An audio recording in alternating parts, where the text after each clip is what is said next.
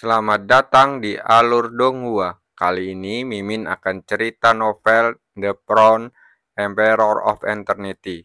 Sebelum mendengarkan, jangan lupa subscribe, like, komen, dan share ya, biar Mimin tambah semangat.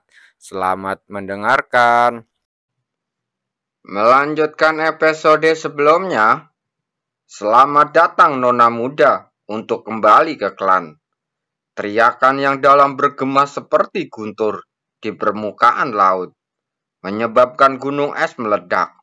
Di depan, tempat tentara pembunuh langit melihat sebuah bayangan indah menyapu dari kejauhan dan akhirnya berdiri melayang di atas laut. Wanita itu berpakaian putih dan temperamennya yang luar biasa dan penampilannya yang memukau. Aura bangsawan bawaan memenuhi udara dari tubuhnya.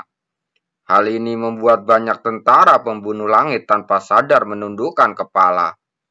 Ketika dia berbalik, dia terkejut saat mengetahui bahwa wanita yang telah membuat banyak pria kuat berlutut untuk menyambutnya sebenarnya adalah Qiu King-er. Nona, silahkan kembali bersama kami. Pria bernama Huming menundukkan kepala dengan hormat. Mendengar ini, Qiu King-er mengangguk ringan. Dia melirik ke arah Huming dan berkata, "Ada sesuatu yang perlu Anda lakukan. Nona, tolong beritahu saya." Huming berkata dengan hormat. Qiu King-er mengelambaikan tangannya, dan cahaya spiritual menembus pikiran Huming. "Nona, apa ini?" kata Huming dengan ekspresi bingung di wajahnya. Aura yang muncul di benaknya saat ini sebenarnya berwujud seorang pemuda. Qiu King-er berkata dengan tenang, "Orang ini telah memasuki tanah telantar. Dia terluka. Kamu mencoba membuatnya menghindari tanah kematian dan memasuki tanah kehidupan." Setelah mendengar kata-kata ini, mata Huming berkedip lalu berkata, "Seperti yang Anda perintahkan, Nona." Qiu King-er melambaikan tangannya, melirik ke arah ruang kosong, lalu tidak lagi ragu-ragu. Lalu berbalik dan melangkah ke dalam celah. Kembali, Huming melambaikan tangannya, dan banyak tentara pembunuh langit memasuki celah satu demi satu dan menghilang. Dan saat mereka menghilang, permukaan laut yang telah membeku selama ribuan mil kembali dalam keadaan semula, menggulung gelombang setinggi ribuan kaki. Ini adalah ruang gelap gulita, dipenuhi arus dingin sedingin es di mana-mana, dan pecahan ruang yang lewat dari waktu ke waktu memancarkan kilauan yang sangat tajam. Pada saat ini, dua sinar cahaya dan bayangan terbang dengan cepat dari kejauhan. Cahaya kuning menyebar dan berubah menjadi perisai cahaya setipis sayap jangkrik, menyelimuti kedua sosok di dalamnya. Setengah bulan telah berlalu, mengapa belum memasuki tanah terlantar? Liu Fei mengerutkan kening saat berkata. Saat ini, dia sedang memegang token kuning kuno di tangannya, dan sinar cahaya menyebar darinya, terus-menerus memperbaiki kerusakan pada topengnya. Mendengar ini, Cukuangseng tersenyum lalu berkata, "Hutan belantara kita sangat jauh dari tanah terlantar. Bahkan jika ada jalur luar angkasa, akan memakan waktu setidaknya 20 hari untuk sampai ke sana." Liu Fei menatap dengan beberapa keraguan. "Kamu tampaknya sangat akrab dengan tanah terlantar." "Kamu juga bisa mengatakan itu." Cukuangseng tersenyum ringan dan tidak menjelaskan terlalu banyak. Dia melirik ke lorong gelap di sekelilingnya, lalu berkata dengan suara serius, "Tanah terlantar itu konon merupakan benua yang sangat makmur puluhan ribu tahun yang lalu. Tanah ini menghubungkan 10 bumi dan 9 langit, dan menjadi tempat tinggal banyak orang yang sangat berkuasa.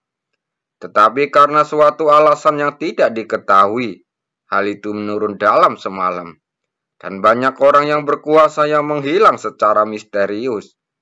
Liu Fei terkejut ketika dia mendengar kata-kata ini. Betapa makmurnya benua yang menghubungkan 10 bumi dan 9 langit.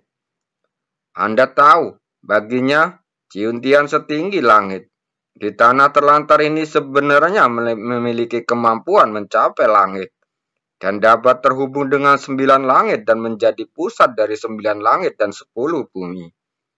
Apakah ada orang di tanah terlantar itu? Liu Fei bertanya pelan. Chu Guangsheng mengangguk lalu berkata, ada beberapa penduduk asli, tetapi kebanyakan dari mereka tidak kuat. Tetapi ini terbatas pada tempat kehidupan. Tempat kehidupan? Liu Fei menatap dengan sedikit keraguan di matanya. Tempat apa ini? Chu Guangsheng tersenyum saat berkata, tanah terlantar dibagi menjadi 2 bagian. Setengah untuk tempat kehidupan, dan setengahnya lagi tempat kematian. Jika sayangnya kita jatuh ke tempat kematian, kita akan mendapat masalah. Tempat kematian? Liu Fei bertanya pelan. Chu Guangsheng merenung sejenak lalu berkata, apa yang disebut tempat kehidupan sebenarnya mirip dengan dunia normal, hanya dengan sedikit lebih banyak vitalitas. Tanah kematian yang tersisa lebih istimewa. Penduduk asli yang tinggal di sini tidak begitu banyak manusia, lebih tepatnya mayat hidup. Mayat hidup? Liu Fei terkejut dan merasa luar biasa. Secara umum, mayat hidup mewakili orang-orang yang sudah mati total. Mengapa mereka tetap tinggal? Melihat kebingungan di matanya, Chu Guangsheng melanjutkan. Karena tempat kematian memiliki kekuatan yang aneh.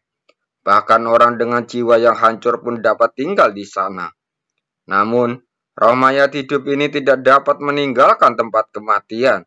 Karena sekali tanpa perlindungan kekuatan aneh tanah kematian, mereka akan menghilang seketika. Setelah mengatakan itu, dia mengeluarkan pil dan menyerahkan kepada Liu Fei. Ini untuk apa? Liu Fei mengulurkan tangan untuk mengambilnya, lalu bertanya dengan ragu. Chu Guangsheng berkata dengan suara yang dalam, ini adalah pil penghindar kematian, yang dapat melindungi kita dari erosi kekayaan energi kematian di tanah kematian. Jika Anda cukup malam untuk jatuh ke sana, minumlah pil itu.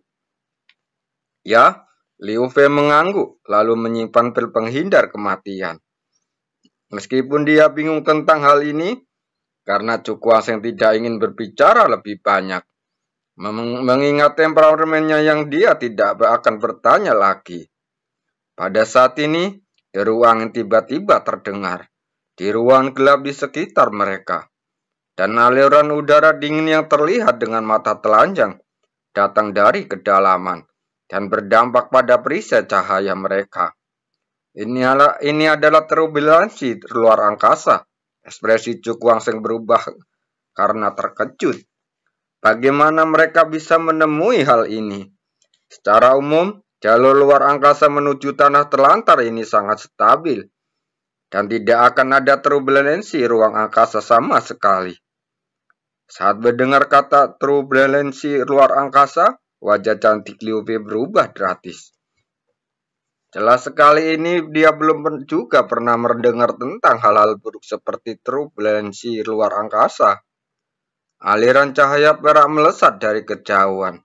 Terus-menerus topeng tahap memotong topeng cahaya itu. Melihat pecahan luar angkasa perak itu, ekspresi Chu Guangsheng menjadi sangat serius. Jika ini terus berlanjut, meskipun mereka dilindungi oleh perisai cahaya, mereka tidak akan dapat melarikan diri dengan aman dari turbulensi di ruangan ini. Semburan udara dingin yang tak ada habisnya datang dan menghantam penghalang cahaya.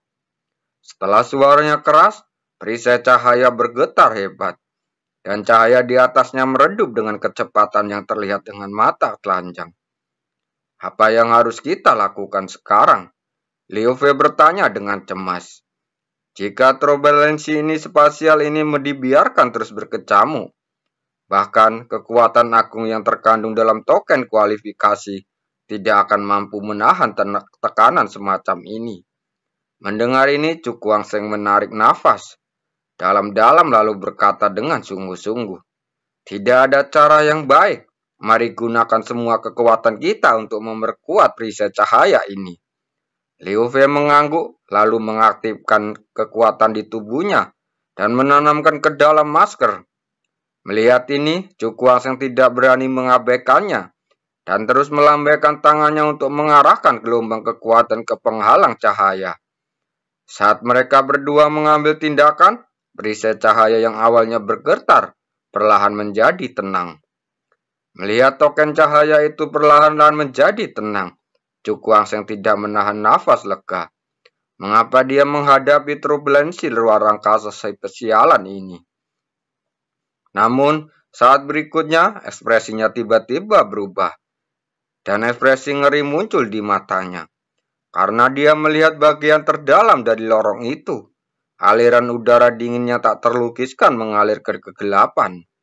Di dalam aliran deras itu, sinar perak yang tak terhitung jumlahnya menyala.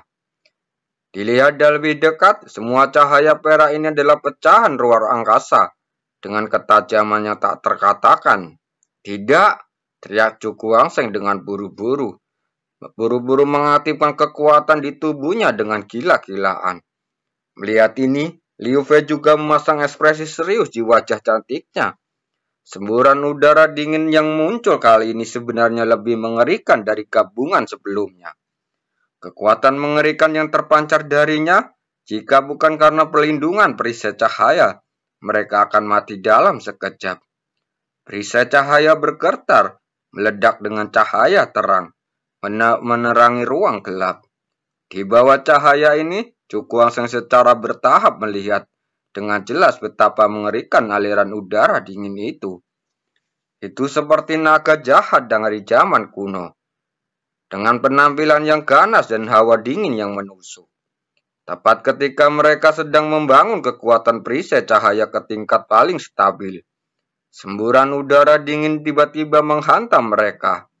Dalam sekejap, suara pelan dan keras menyebar, dan seluruh perisai bergetar, seolah ketakutan. Saat berikutnya, perisai itu meledak, dan garis-garis tebal muncul di perisai itu satu demi satu. Ekspresi Cukuangseng berubah drastis. Aliran udara dingin begitu menakutkan sehingga perisai cahaya tidak bisa menahannya sama sekali. Memikirkan hal ini, matanya bersinar. Lalu dia mengeluarkan puluhan ribu batu luar angkasa dan menumpuknya di depan mereka berdua. Suntikan kekuatan batu luar angkasa ke dalam perisai cahaya, teriak Cukuangseng. Mendengar ini, Liu Fei mengangguk, segera mengubah targetnya dan menyuntikkan kekuatan batu luar angkasa. Batu luar angkasa meleleh dengan cepat, lalu berubah menjadi genangan cairan perak, yang dengan rakus diserap oleh perisai cahaya.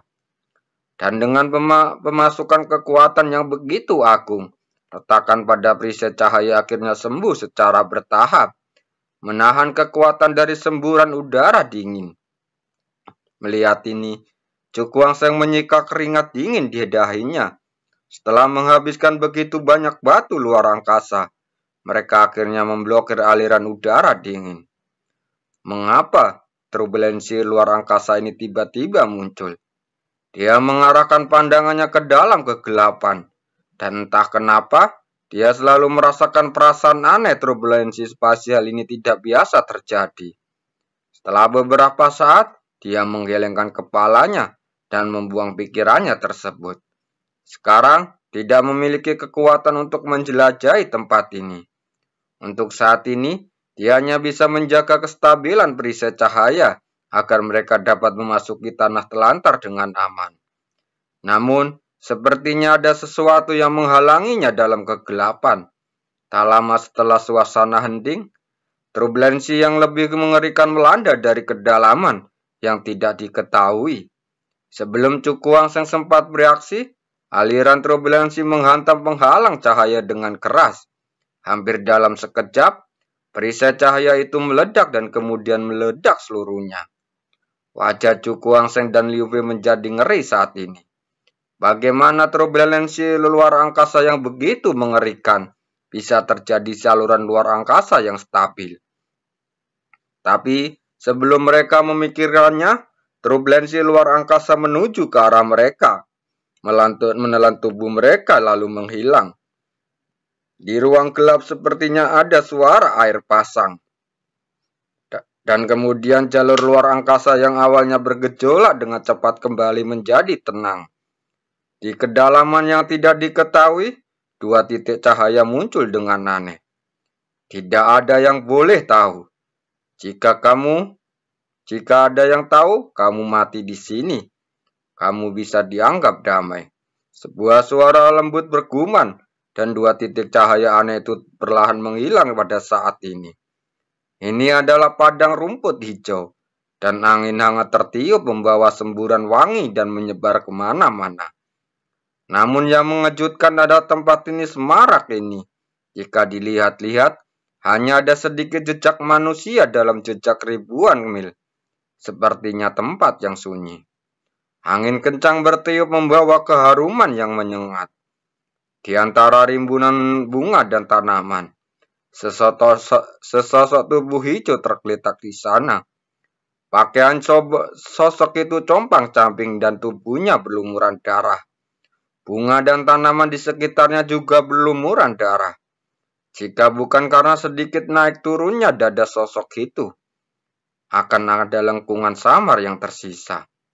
Siapapun akan mengira ini adalah mayat yang ditinggalkan di padang rumput.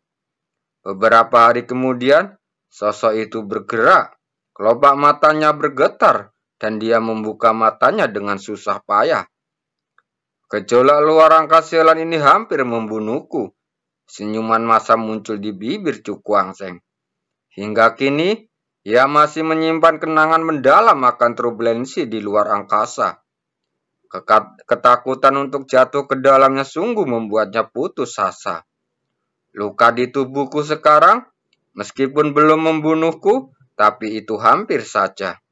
Cukuang Seng dipenuhi dengan kepahitan dan mengeluh di dalam hatinya.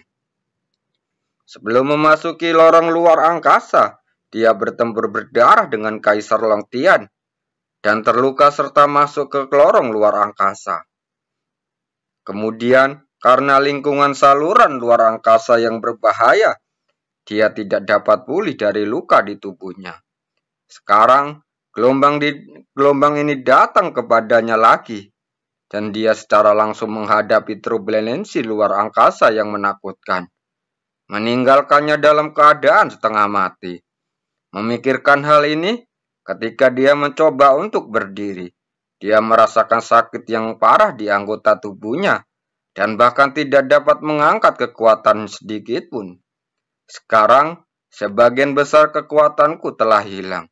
Aku mungkin berada di bawah ranah Ciuding, kata Cukuang sambil tersenyum pahit. Dalam situasi saat ini, akan sangat sulit untuk kembali ke kekuatan sebelumnya, tanpa pemulihan selama 10 hari. Jari-jarinya gemetar, dan seberkas cahaya bersinar dan jatuh ke mulutnya. Tanpa mengunyah, Cukuang Seng lalu menelannya beberapa ke dalam perutnya. Merasakan kekuatan obat yang mengalir keluar, pikirannya yang tegang perlahan menjadi rileks. Ini seharusnya menjadi tempat kehidupan tanah terlalantar. Setelah mendapatkan kembali kekuatan, Cukuang Seng duduk sebentar, melihat sekeliling dan bergumam. Saya ingin tahu bagaimana keadaan Liu Fei. Dalam turbulensi luar angkasa itu, keduanya terpaksa berpisah, dan sekarang dia tidak tahu di mana dia berada. Saya harap dia baik-baik saja. Cukuang Seng menekan kekhawatirannya di hatinya, dan bersiap untuk memasuki kultivasi. Sekarang, dia perlu mendapatkan kembali kekuatannya sesegera mungkin sebelum dia bisa mencari wanitanya. Namun, pada saat ini, suara berisik tiba-tiba datang dari kejauhan, membuat saraf Cukuang Seng langsung tegang. Ada seseorang. Dia tampak waspada, mengangkat kepalanya dan melihat ke kejauhan, dan melihat selusin sosok berjalan ke arahnya. Melihat hal ini, dia langsung mengeluarkan pedang raksasa es tersebut, mengaktifkan sedikit kekuatan di tubuhnya, dan bersiap menghadapi musuh kapan saja. Terima kasih.